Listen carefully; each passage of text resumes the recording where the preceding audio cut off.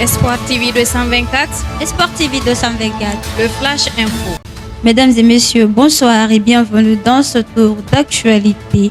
L'ancienne première dame de Guinée, Aya André Touré, est décédée hier mercredi 8 juillet 2026 au Maroc à l'âge de 93 ans, où elle suivait des soins médicaux.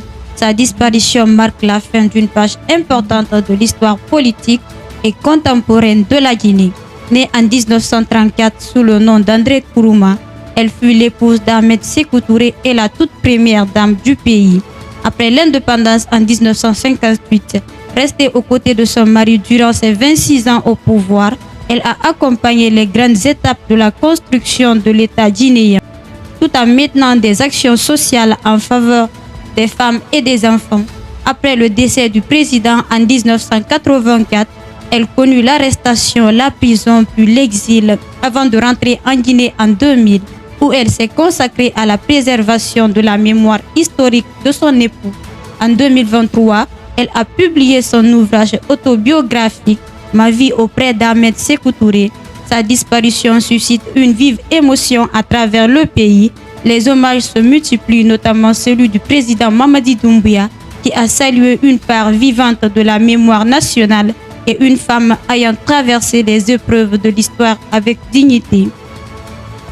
Un nouveau drame de la circulation a endeuillé la préfecture de Dubreka mercredi.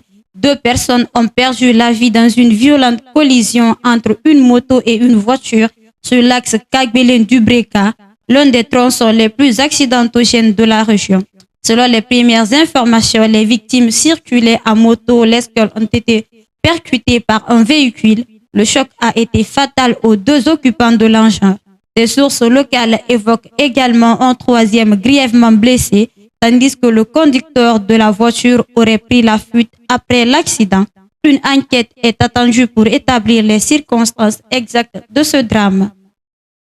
À la suite des cas de fraude enregistrés pendant les examens nationaux, le ministre de l'Éducation Alpha Bakar Bari a suspendu à titre conservatoire 4 responsables du système éducatif pour manquement professionnel.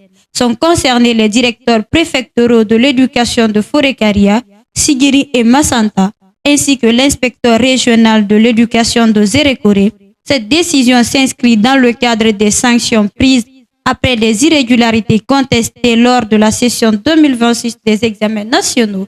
C'était tout pour ce flash d'information. On se retrouve demain pour d'autres actualités nationales et internationales.